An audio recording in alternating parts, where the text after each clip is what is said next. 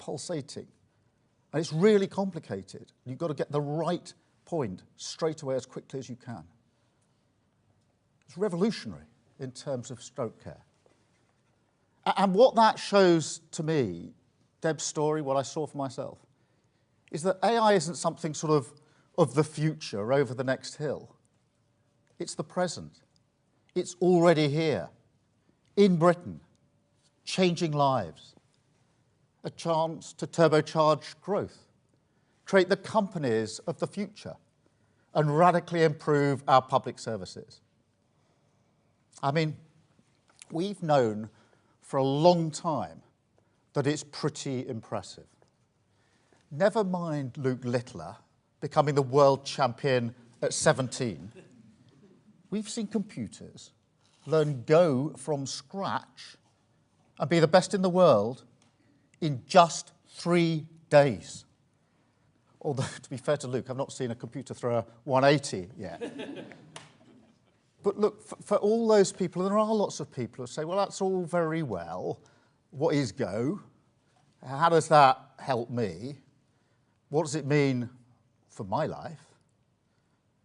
That story of Deb shows the point. Because AI isn't something locked away behind the walls of blue-chip companies. It's a force for change that will transform the lives of working people for the better. So if you're sitting around the kitchen table tonight, worried about the opportunities at your children's school, AI can help teachers plan lessons tailored to your children's specific needs. If you're worried about waiting times, and aren't we all? AI can save hundreds of thousands of hours lost to missed appointments because it can identify those on the list most likely not to turn up and help get them the support that they need, maybe change for a more convenient appointment. It can spot potholes quicker, speed up planning applications, reduce job centre form filling, help in the fight against tax avoidance, and almost halve the time that social workers spend on paperwork. Incredible. And yes, there will be teething problems. Of course there will. But we can't lose sight of the vast potential here. I mean, look at DeepMind, which we are all familiar with. That's already transformed our entire understanding of biology. The idea of personalized medicine tailored to your DNA, the hope of treating diseases that we once feared incurable, the ability to predict and prevent illness long before it strikes. Think of the lives that will save. Think about the impact on your life. Think about all the doctors and the nurses who will have much more time for the personal touch, the connection, the service that people really value. And in a way, that's the irony of AI. It will make public services more human, reconnect staff with the reasons that they came to public service in the first place, a force that will turbocharge every single element of our plan for change, the defining opportunity of our generation. Now, I do understand that change on this scale and at this speed can be worrying, particularly when experts warn about safety risks. And that's why the last government was right to establish the world's leading AI Safety Institute. And we will build on that. Indeed, later this month, the UK will lead the first ever global AI safety test, working alongside our international partners. So be in absolutely no doubt, we will make sure that this technology is safe. But I don't think that's the limit of what the state should do. And that's where I disagree with the last government. We shouldn't just focus on safety and leave the rest to the market. Government has a responsibility to make it work for working people. And the opportunities of this technology, they're not just going to somehow fall into our lap. This is the global race of our lives. Now, some countries are going to make AI breakthroughs and export them. Others will end up buying those breakthroughs and importing them. The question is, which of those will Britain be? AI maker or AI taker? And right now, you know this, the investors, the entrepreneurs, the researchers who will make those breakthroughs, they're looking around the world. They're choosing where to make their home. Trillions of pounds worth of investment at stake. The battle for the jobs of tomorrow is happening today. And we want data centres, employing hundreds of people in the northeast, technology hubs, using the talents of researchers in the northwest, world-leading robotics in the southwest. But we have to be on the pitch. That's not just a question of economic policy. It's a question of values too. Whose values are going to shape this technology as it develops?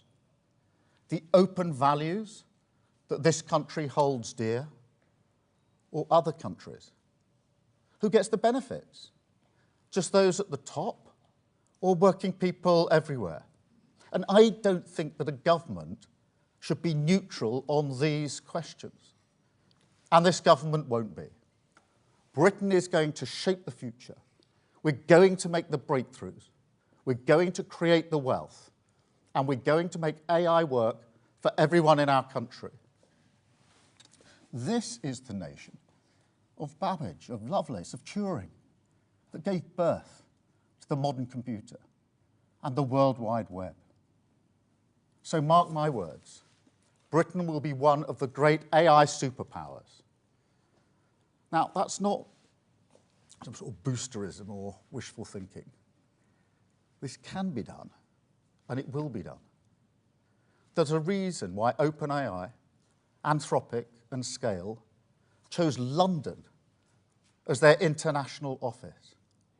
And there's a reason Mistral AI, one of the champions of open source, have just announced a UK office too.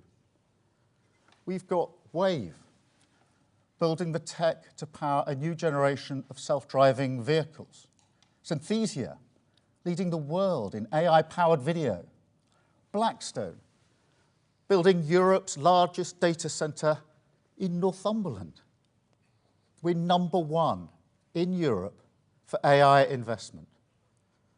We've already attracted more than £25 billion, and that's just in the time that this government has been in office.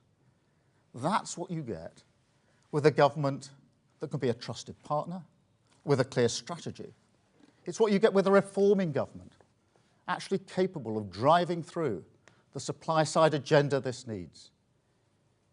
Because, as you know, as this race speeds up, we've got to run further and faster. So, within days of taking office, I asked Matt Clifford to review how we seize the opportunities of AI. And I want to thank Matt and Peter Kyle and his team for all their work. Because today we're not just publishing that review, we're making a clear commitment to take forward all of the recommendations. And we'll put the full weight of the British state behind this. I'm determined the UK becomes the best place to start and scale an AI business. That will be the centrepiece of our industrial strategy. There's never been a better moment for entrepreneurs with big ideas to grow a small company fast. So we're going to create AI growth zones, breathing new life into sites like Culham in Oxfordshire. We're going to remove the blockages that hold you back. This is a government that backs the builders. So if you're looking at where to build your data centres, we'll speed up planning permission. If you need better access to power, and we all know how big a challenge that is, we'll get you those grid connections at speed. You've asked for a gold standard data access regime, so we'll develop a national data library. a clear and trusted copyright regime, and safe access to the unique resource of our NHS for research.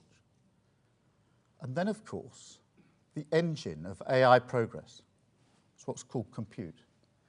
We'll increase our public sector compute, not by a factor of 2 or 3, or even 10, but by 20.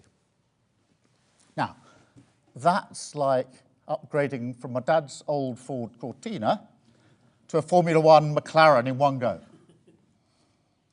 What about the talent?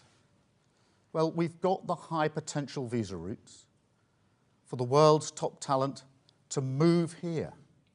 And we're going to make it easier for tomorrow's talent to learn here, training tens of thousands of STEM graduates and apprentices. But perhaps most importantly of all, and let's be really crystal clear about this, when it comes to regulation, we will be pro-growth and pro-innovation. And on regulation, look, I know there are different approaches around the world, but we are now in control of our regulatory regime. So we will go our own way on this. We will test and understand AI before we regulate it, to make sure that when we do it, it's proportionate and grounded in the science. But at the same time, we'll offer the political stability that business needs. And of course, our British values, centuries-long heritage rooted in democracy and the rule of law. Put simply, our message to those at the frontier of AI capabilities is this: we want to be the best state partner for you anywhere in the world. That's the measure of our ambition. And to help us achieve that, we're not just accepting Matt's recommendations. We're bringing him into my team in number 10 so he can help develop them. And as well as Matt, I'm delighted that the inspiring Nobel Prize winner, Sir Demis Hassabis, is providing his expertise to the government as well. But remember, go back to that, those two challenges here. Our ambition is not just to be an AI superpower, but also make sure that this benefits working people. Now that, of course, starts with jobs and investment in every part of the country. So I'm really pleased here today to announce that Kyndryl are investing in a new technology hub in Liverpool. Now that alone will create 1,000 new jobs. And also that Nscale are investing £2 billion, and Vantage data centres another £12 billion, making £14 billion of new investment in data centres across the UK, creating another 12,000 jobs. But look, our plan for change also sets down a gauntlet for public services. And the blunt truth is we've got to be much bolder. I've seen this for myself as a leader of a public service. And this is entirely human. But new technology can provoke a reaction, a sort of fear, an inhibition, a caution, if you like. And because of the fears of a small risk, too often you miss the massive opportunity. So we've got to challenge that mindset. Because actually, the far bigger risk is that if we don't go for it, we're left behind by those who do.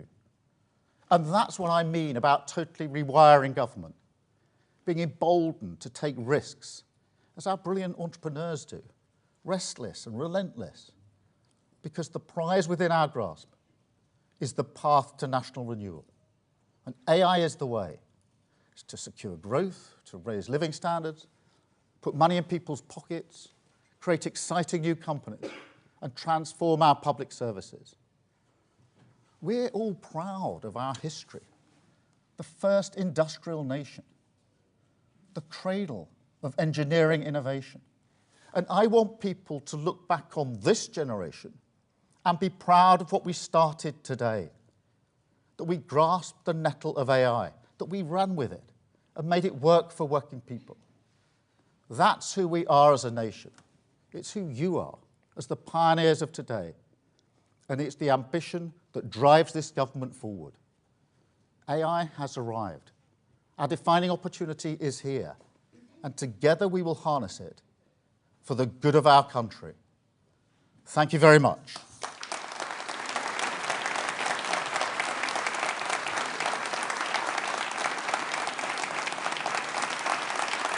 Thank you.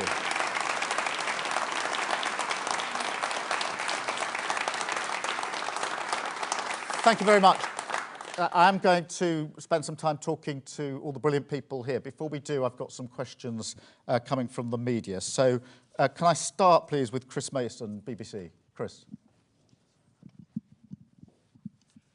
There you are. Thank you, Prime Minister. Chris Mason, BBC News. You're saying today full steam ahead. I wonder what you would say directly to those who were perhaps worried about their data, worried about their jobs, worried about computers taking a decision that perhaps a human being should. And on the broader question of the economy, the country is in a hole economically. Bluntly, the government looks to be in a hole economically. How much and how soon a difference can AI realistically make here? Are we looking increasingly inevitably at further government spending cuts? Yeah, Thank you. Thank you very much, Chris. I think we have to look at this through the lens of opportunity. So when it comes to jobs, the question isn't the loss of jobs, it's the changing jobs. So to take an example, for a doctor that spends less time on the notes, that doctor can spend more time on the patient. So it will change jobs, but it'll change them for the better. Same for teachers with the preparation of lessons. And that will be the story behind this, change jobs so that actually we can get on with more of the human element to some extent. On the data, look, it is really important. Some of the brilliant breakthroughs have been because we've been able to use the data that's available in this country. So again, we look at this through the lens of opportunity. Obviously, we need to stay in control of the data, and we will stay in control of the data. But it's very important when there's jobs or data to see these as great opportunities going forward. On the question of the economy, and for that matter, public services, yes, we've inherited a real mess in the economy by the last government. Same with public services. We've got to turn it around. AI will help us with that because that allows us to increase productivity hugely, to do things differently, to provide a better economy that works in a different way in the future, and the same with public services. So again, it's a huge opportunity. I would argue that we would do it in any event, whatever the state of the economy and public services, because it's obviously the right direction to go in, but it's doubly necessary because of the mess we've inherited from the last government. So we will use it to turn around the economy, use it to turn around our public services. Thank you very much, Chris. Can I go to Beth, please, from Sky News? Thank you. Thank you, Prime Minister. Beth Rigby, Sky News. Look, PM, UK borrowing costs are at the highest since the financial crisis. Investors are worried about massive borrowing and flat growth. It leaves you in a bit of a pickle because you've predicated your decade of national renewal on economic growth that isn't happening. How is it changing your calculations on accelerating AI? And just to pick up on Chris's point, do you accept that in the meantime you will have to implement some spending cuts in the coming year? Thank you. Thank you very much, Beth. The number one mission of this government is economic growth. And that was run through the budget. But there's much more that we're doing on economic growth, pulling those levers of change. So, for example, and I'll come to AI, your specific question, but changing the planning regime so that we can get stuff built more quickly, whether that's housing or infrastructure. Making sure that we're changing the way we supply our energy, which has been an inhibitor of growth for far, far too long. Putting in place a really strong industrial strategy, which will have AI at its heart. So all of these things, and now AI on top of that, are all there to generate and make sure that we promote the growth that we desperately need in our economy. My big criticism of the last government over 14 years that we had flat growth, and that's why we're taking all these measures to drive growth in our economy. And some of these measures, necessarily planning, energy, industrial strategy, they're all measures that we're taking in addition to everything that we've done in the budget in relation to this. So that's how I see AI powering us forward in that regard. And I think it can do so quickly. If there's one thing I think we all need to be clear about with AI is it's going to change things quicker than we think. Most people who only a few years ago were saying it'd probably take a decade before AI makes the sort of change that's been talked about are now saying, no, more like 5 years, even 4 or 3. So AI is changing things very, very fast. And that's why we need to create the conditions so that this country can be at the forefront of that. I mean, Beth, the final thing on that, which is really important, is that we're really well placed for this. We're already in the top 3 or 4 in the world when it comes to AI. So this isn't a race where all countries of the world are sort of starting on the same line today. We're already well ahead in relation to that. So that's the way in which I see this helping us with the essential focus on growing the economy. Thank you. Can I come to Robert Peston, ITV? Hello, Prime Minister. Artificial intelligence looks set to be the industrial revolution of our lifetimes, possibly longer than that. Sam Altman is correct. This is going to be an enormously important year, 2025. He believes we're going to see artificial general intelligence this year. Now, in all industrial revolutions of this magnitude, there are shocks to the labour market. Some people's pay is flattened, other people lose their jobs. So what are you planning to do to protect the livelihoods of individuals, even if, it seems highly likely, artificial intelligence grows the economy very significantly?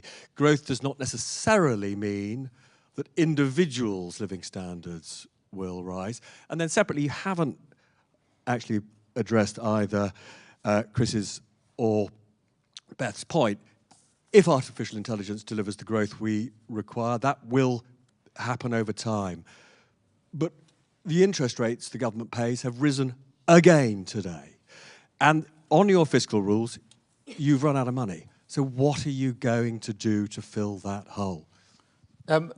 Robert, on the jobs, go back to the point I made about changing the nature of jobs, actually freeing people up to do other things. That's what all industrial revolutions do in the end, but this one probably more than most and quicker than most, changing the nature of jobs.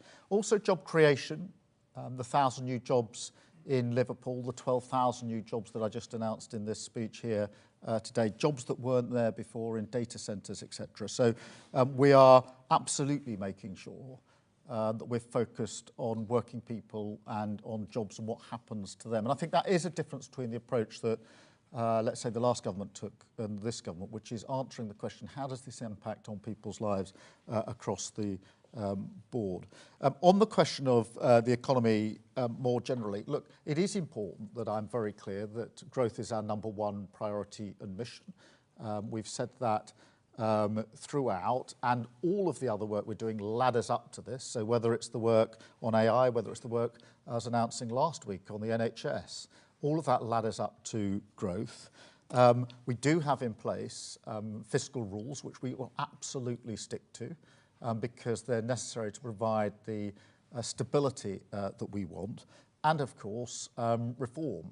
And that is why, whether it's the economy or public services, I've always said that that is the lever that hasn't been pulled enough, in my view. And we need to pull hard and quickly and putting that in place. And so for example, last week I was announcing on the NHS how we're going to drive up our work to make sure the waiting lists come down. That means more people back in work. It's why we're doing all the work that we are to make sure that our job centres are transformed so people are back into work. All of these measures are there to ensure we've got the economic growth that we need. But the stability, the rock, the foundation is those fiscal rules, which we will absolutely be keeping to. Thank you, Robert. Christopher Hope. Chris Hope, GB News. Prime Minister, even a 3-year wait for the benefits of AI is too long to help the economy now, this year, and next year. The pound is down, the economy is flatlining. You know all this already. Companies will be complaining about your budget in October. What's your plan? Will you cut the benefits bill? And yes or no, will Rachel Reeves be your Chancellor at the next general election? Chris, look, I'll be really clear. We're going to stick to the fiscal rules. That is a very important thing that we've said throughout. We set out those fiscal rules very early on in the day because we knew that the missing ingredient in recent years has been economic stability. We're determined to bring about that economic stability, and that's why the fiscal rules are absolutely central to what we do. The changes we're bringing about, whether it's industrial strategy, planning, energy, etc., all of these are designed to ensure that we get the growth that we need, AI as well, and the reform that we're doing as well. And that is why I'm confident in our mission for growth, and I'm confident, completely confident in my team. We never pretended, nor would anybody sensibly argue, that after 14 years of failure, you can turn around our economy and our public services before Christmas. Before the election, I said it's not going to be possible to do this in 6 months. It's going to take time. The question is, are you creating the conditions? Do you have the determination? And are you pulling the right levers for growth? And we are doing all of those, underpinned by our fiscal rules. Thank you very much, Chris. Gary from Channel 4. Thank you, Prime Minister. Public sector reform won't deliver the sort of benefits that you're looking for fast. Neither will AI. That could take 10 years, a lot of people think, to actually deliver on the investments you hope to put in. So if you're absolutely sticking to the fiscal rules, that means you're coming back for spending cuts, doesn't it? And can I just ask you one more? You were talking about being able to regulate in a new way, an independent way. Do you see your freedom there as a Brexit benefit? Are you pleased that you can regulate in a different way? Some people probably expected you as Prime Minister to tack a little towards the EU. It sounds here as though you might be tacking a bit away. Well, look, I think it is important to recognise that we've got the freedom now in relation to regulation to do it in the way that we think is best for the UK, and that's what we intend to do. You're right to say there are different models around the world. There's a sort of EU approach or a US approach, but we have the ability to choose the one that we think is in our best interest, and we intend to do so. On the question of the length of time it'll take for this to have an impact, I'll challenge you back. I don't think it's going to take 5 or 10 years to double productivity, not for a moment. And I've spent many, many hours pushing this around with AI experts to test those propositions. And I'm absolutely confident that the timeframes we're talking about here are much, much shorter than that, and that productivity, it's not a sort of 10% increase in productivity. We're talking about many who say productivity will double in a very short period of time. That's the potential for the difference that it would make. And there are just so many examples of that. Thank you very much. Let us go to Andy at Channel 5. Thank you, Prime Minister. Andy Bell, 5 News. Your predecessor had an AI summit, and the next day he had a very chummy one-on-one broadcast session with Elon Musk. Now, you must be at least a bit worried that not only is presumably Elon Musk not wanting to invest in the country at the moment, but he will be telling anybody who will listen to him not to invest. I mean, what can you do about this? Well, Andy, I'm really pleased that very highly successful players within the sector have come out very strongly in support of the plan that we've put on the table in the last day or two. And that is really significant because in the end, as I said in my speech, they are the ones that will be making the breakthroughs of the future. They are the ones that are deciding where is it that they want to have their office, where is it they want to have their staff. And they're not just saying that they like the plan, they're voting with their feet, if you like, and they're setting up their offices in London, in this country. So I'm really pleased about that. We will work with anybody in this sector, by the way, whether it's Elon Musk or anybody else.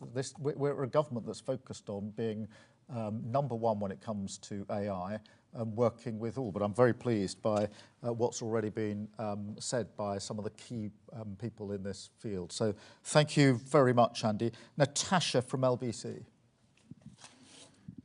Thanks, Prime Minister. Natasha Clark from LBC. You said that your plan will allow firms to use the unique resource of our NHS and our data. Which data is up for grabs, and will this be used to raise some money for the government? And just on the economy, is the Treasury right to be ruthless in their pursuit of spending cuts in the upcoming spending review? Thank you. Yeah, just on the NHS, the first thing I'd say is we are in a unique position in this country because we've got the National Health Service. And the use of that data has already driven forward advances in medicine and will continue to do so. So we have to see this as a huge opportunity that will impact on the lives of millions of people really profoundly. The example I gave at the beginning of the speech was of someone who'd already had a stroke, but this has the potential to get ahead of that, to predict and prevent, and what a difference that will make to the lives of millions of people. It is important that we keep control of that data. I completely accept that challenge, and we will also do so. But I don't think that we should have a defensive stance here that will inhibit the sort of breakthroughs that we need.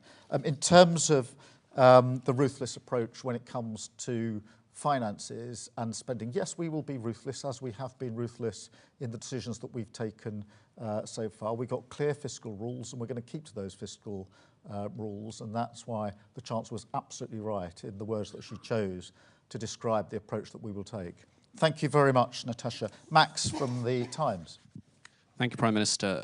There is increasing disquiet among your MPs and advisers over your Chancellor's decisions. The cost of borrowing is at a 30-year high, and the pound is at a 14-month low against the dollar. So let me ask again, and can you please be clear, will Rachel Reeves be your Chancellor for the duration of this Parliament? Rachel Reeves is doing a fantastic job. She has my full confidence. She has the full confidence of the entire party. She was given an incredibly challenging task at the budget because not only was the economy broken, but we had a £20 billion black hole and many, many things that had been identified for spending which didn't have any spending attached to them. So she took the tough decisions. She's right to take the tough decisions because as anybody who's turned around a business or organisation will know, if you're going to turn something around, you've got to take the tough decisions first. You can't identify a tough decision, then decide to put it off for 6 months or a year. Anybody turning around a business would never do that. So that's why we've taken the approach that we've taken. It's why we're taking the other steps that are necessary that go along with what was done in the budget, and I'm 100% confident we'll get the growth that we need. Thank you very much. Anna from the FT. Hi, Anna Gross from the FT. Just to pick up on Natasha's question, can you clarify whether the government plans to make the National Data Library, including NHS data, available to companies and researchers for commercial use, as well as to improve public services? And if so, can you please talk us through what your current thinking is in terms of how that data will be priced? The data library is really important. It's something the sector have been crying out for. We need to make sure that it works properly, protecting the interests that need to be protected. When it comes to health data, particularly NHS data, it is really important that we stay in control of this, and we will stay in control of it, because we need, on the one hand, all anonymised, of course, to use the potential of that data, but on the other hand, make sure it's properly protected. And the way to protect it, in my view, is to keep control of it. Thank you very much. I've got Kieran from The Guardian. Thank you, Prime Minister. Kieran Stacey from The Guardian. On a slightly separate tech issue, can I ask you what you make of Meta's recent decision to stop fact-checking on its site? And is there not a risk here with what you're describing on AI that you create a new generation of unaccountable tech barons? No, I mean, on the decision by Meta, I mean, the way I look at this is through the lens of the Online Safety Act in terms of the provisions that we've got in place. And I think they're right. Obviously, some of them are coming on stream now. So that was an important piece of legislation. And that's the way I see it. In terms of the second part of your question, I think in the end, when it comes to AI, posture really matters. And there are a number of postures, but the two obvious ones are those that are defensive and inhibited and cautious about AI and think that it should be regulated, and that's the only thing that the government needs to do. The other posture is seeing it as a huge and fantastic opportunity that is going to transform lives, and the role of government is, yes, to get the framework right, but also to work with the sector to ensure that we're winning the race when it comes to AI. I'm in the second group. I think it's a fantastic opportunity. I think it's going to be a game changer, a revolution that is going to be quicker than some of the revolutions we've seen in the past, and it's going to reach right into the lives of people up and down the country, and reach into those lives for better. If when you think about teaching, tailoring the lessons for the children who are actually going to be taught, what a fantastic thing to be able to do. When you look at the ability within health to prevent and predict what is going to happen, what a fantastic thing to do. When it comes to increasing the productivity of all sectors, this is going to be a game changer. When it comes to running the government, this is going to be a game changer, because one of the things I've said to all of my team is, I don't want AI, I don't want your plans just to be about the product at the end of the exercise, the public service that we are delivering, although I do want it in that space. I want it to change the way the government works. I want the government to be championing AI and using AI, and that's why we're going to put so much weight behind this. Thank you all very much indeed. Thank you. Thank you for being here.